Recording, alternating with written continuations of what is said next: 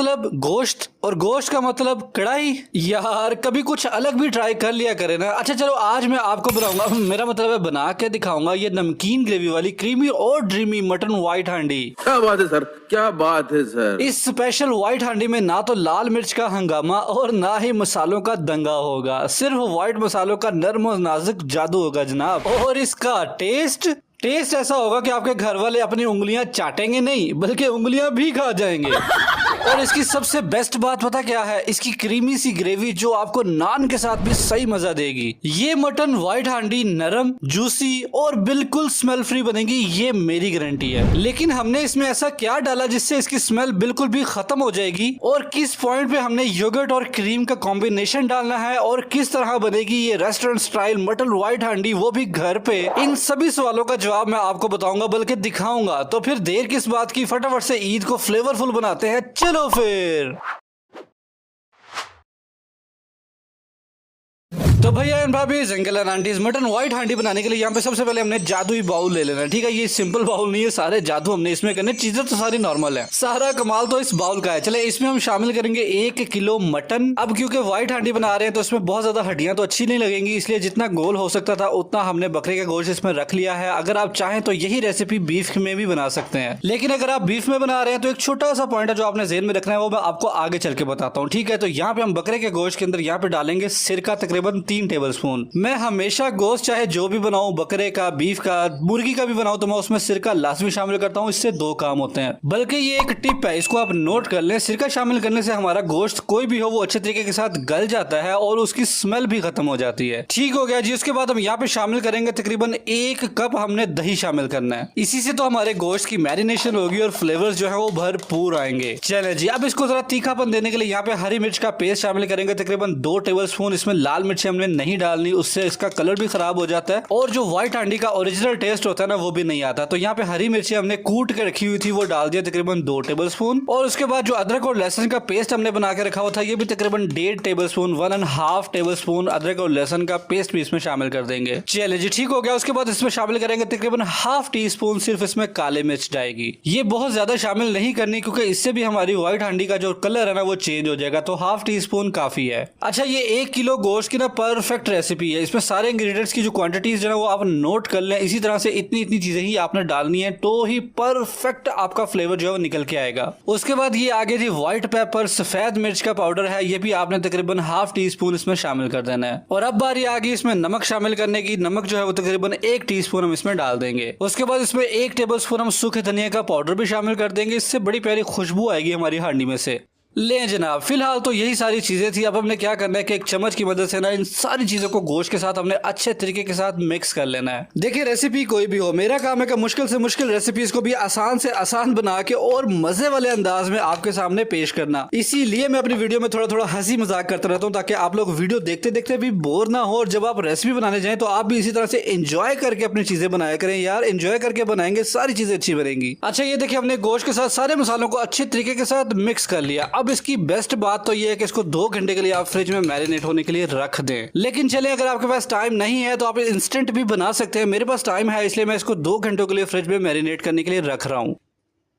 दूसरी तरफ हमने चूल्हे पे चढ़ा लिया है कुकर, और उसमें डालेंगे तकरीबन 1 कप हम लोग कुकिंग ऑयल शामिल करेंगे और इस ऑयल को हल्का सा गर्म होने देंगे। जब ऑयल हमारा हल्का सा गर्म हो जाएगा ना तो यहाँ पे 1 प्याली इस तरह से कटा हुआ प्याज भी इसमें शामिल कर देंगे। इसी प्याज से तो हमारी नमकीन ग्रेवी बनेगी जो हमें नान के साथ खाने में बड़ा मजा आएगा। अब यहाँ पे एक और टिप आपने पल्ले बांध लेनी है कि प्याज को आपने बहुत ज्यादा ब्राउन करना ही नहीं है। ठीक है, इसको हल्का सा सिर्फ सॉफ्ट करना है क्योंकि हम व्हाइट हांडी बना रहे हैं, इसलिए ब्राउन करने की जरूरत ही नहीं है। ठीक हो गया, तो इन छोटी छोटी टिप्स का आपने खास ख्याल रखना। तो ये देखिए जब प्याज हमारा हल्का हल्का नरम होना शुरू हो गया ना तो इस पॉइंट पे जो मैरिनेशन हमारा गोश्त था वो लाके हमने इसमें डाल देना है।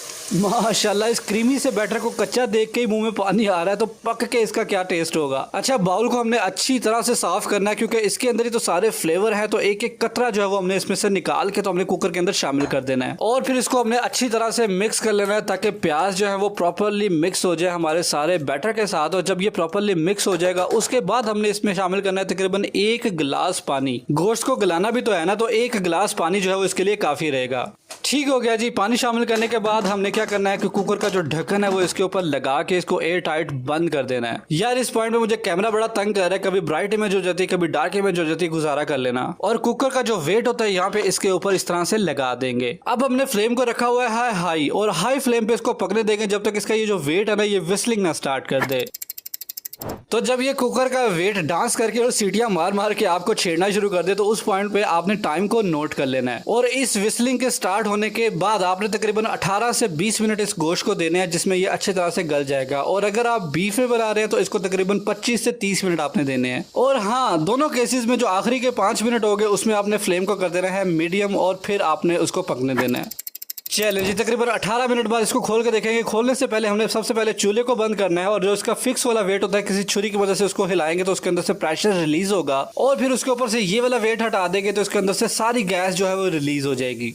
तो जब इसकी सारी शुगर शाकी खत्म हो जाएगी ना फिर आपने एहतियात के साथ इसके ढक्कन को आपने खोल लेना है। माशाल्लाह जी जबरदस्त हो गया, हमारी रेसिपी बड़ी अच्छी जा रही है। यहाँ पे हमने फ्लेम को दोबारा से ऑन कर देना है और ये देखिए हमारा जो बोटियां हैं, जो गोश्त हमारा वो काफी हद तक जो है वो गल चुका है। अब ज्यादा काम रह नहीं गया वैसे हमारा। अब हमने क्या करना है कि हाई फ्लेम के ऊपर ना इसको तकरीबन 2 से 3 मिनट इसी तरह से ओपन रख के हमने इसको भून लेना है। लेकिन हाँ, बहुत ज्यादा चम्मच चलाने की जरूरत नहीं है, नहीं तो गोश्त जो है वो हमारा टूट जाएगा और छोटी छोटी बोटियां हो जाएगी, वो बिल्कुल भी अच्छी नहीं लगेंगी। तो तकरीबन 2 से 3 मिनट पकने के बाद इस पॉइंट पे हम लोगों ने शामिल करनी है जो इसमें फ्रेश क्रीम है वो इसमें शामिल कर देंगे। तकरीबन 1 प्याली, मतलब कि जो 200 ग्राम वाला पैकेट होता है ना वो सारा इसमें शामिल कर देंगे। और अगर आपके पास ये क्रीम नहीं है तो आप घर की बालाई भी इस्तेमाल कर सकते हैं, कोई प्रॉब्लम नहीं है। और अब इसकी खूबसूरती को 4 चांद लगाएंगे। हरा हरा धनिया तकरीबन 2 से 3 टेबलस्पून इसमें शामिल कर देंगे। देखिए माशाल्लाह कितना ही खूबसूरत लग रहा है। और अगली चीज जो इसमें जाएगी ये है गरम मसाला पाउडर। ये आपने बिल्कुल भी मिस नहीं करना। इसी पॉइंट पे आपने गरम मसाला पाउडर तकरीबन 1 टीस्पून आपने इसमें शामिल कर देना है। और उसके बाद ये आगे हमारे पास कुछ इस तरह से कटी हुई हरी मिर्चें और अदरक जो है वो भी इसमें हम डाल देंगे। ले जनाब, फिलहाल यही सारी चीजें थी। अब हमने क्या करना है कि इन सबको अच्छे तरीके के साथ मिक्स कर लेना है। और अब जब हम मिक्स करेंगे ना तो अब इसका व्हाइट कलर निकल के आएगा कि जो हमने क्रीम डाली थी ना उसकी वजह से।